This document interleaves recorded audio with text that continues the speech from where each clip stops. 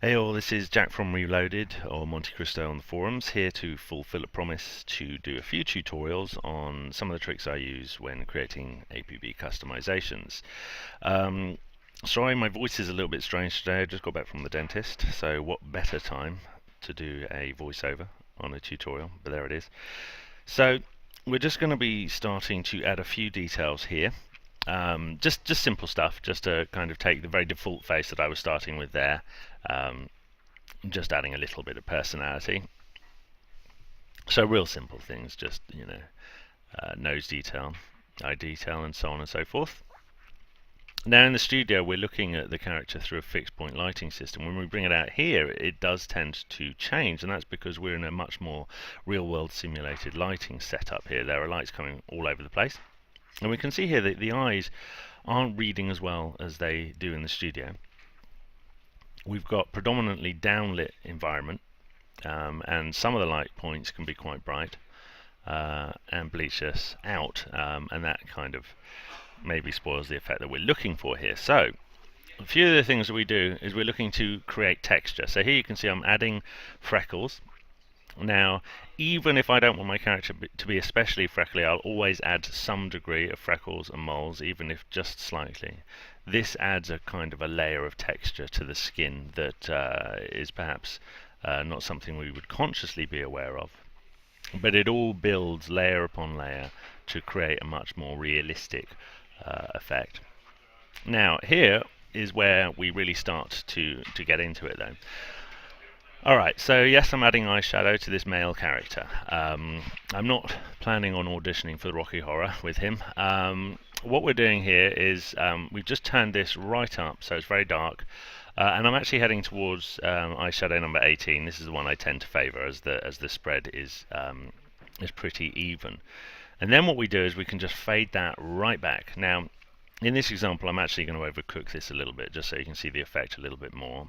Similarly, we do this with eyeliner as well. Whack it all the way up to just full opacity, put on like either a dark brown or a black, and again we just sort of fade that back. Now when we see the character in the environment now, his eyes are popping a lot more, right? So we're much more drawn to those now. They're drawn out a lot better. And this is kind of the base principle of what we're doing here. We're trying to get those details in that make the face a lot more readable, that the character of the face comes through. So next thing I'm going to do is I'm going to add some stubble to him. I tend to favour the heavy stubble here. This comes on by default very dark. Now in the case of this Caucasian male here, this is a bit too strong, not what I'm looking for at this particular time. So here I'm adding a kind of more of a flesh tone to the stubble, and this then fades back the stubble, making the face already start to feel a little bit more lived in. But it's still a little bit flat for all that. So the real fundamental to what we're doing here is we're going to start adding tattoos. Now there are quite a lot, obviously, in the vinyl set. The ones you're looking for really are the gradient here. This is the most useful one. The cloud gradient in that same panel is also pretty good.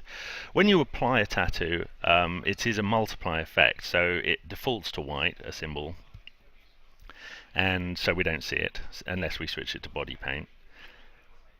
So what we have to do is we have to darken that back. Now I'm going to be using, first of all, in this example, it's really a matter of taste, but here what I'm doing is I'm just taking the gradient circle, using a sort of dark brown, fading that back, and I'm just going to use it to just sort of define the cheekbones of this character a little bit. This should help draw kind of focus more to the the front of the face a little bit. Makes that a little bit more defined. But it starts to get more interesting now when we start adding red. So again, I've added red. The opacity of this symbol is up farther than we will leave it at. But balancing it is really all a matter of taste. So we just got to try and find that right sort of projection angle. Try and minimize breakage in the projection as much as possible. And here what we're doing is we're simulating the idea of the blood vessels in the nose and the face. Now We can overcook that effect if we want to make our character seem like a drinker. If you notice, if you look at Ty Durrant, the Praetorian contact, he's got quite a red nose, I seem to recall, because he's a bit of a beer fan.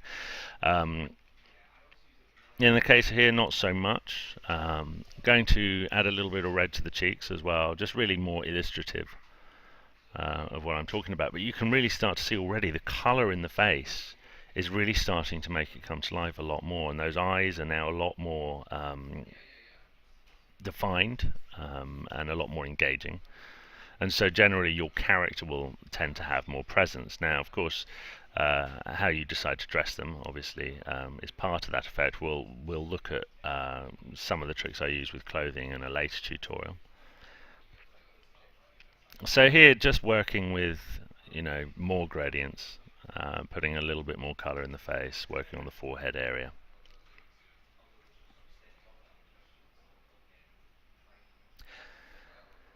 Right, so moving on.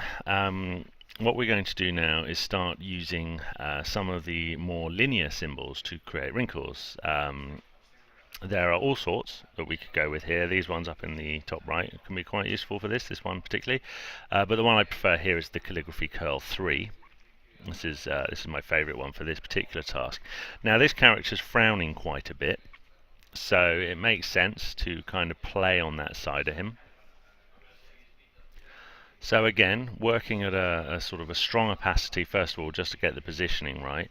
And here we're just working with scale tools, the skew tools, the rotate tools, just to kind of draw through kind of where we feel the wrinkles would appear in this case. The randomization of that is obviously what makes our guy unique. And actually, if you study sort of very strong facial features of celebrities, you'll see if you're really going for a good likeness, often this will be the technique that will get you there. So here, just sort of drawing out the lines as well, making it look like he hasn't really slept all that well recently. He kind of has this slightly haunted, hunted look about him. He just can't let go of his past. Anyway, the idea is that this character is now starting to pop. He is starting to become a character that is a character in his own right and not just a customization. So once we've done that, we're going to go out into the real world environment and have a look and see how that's reading. Just fading back the eyeshadow a little bit more.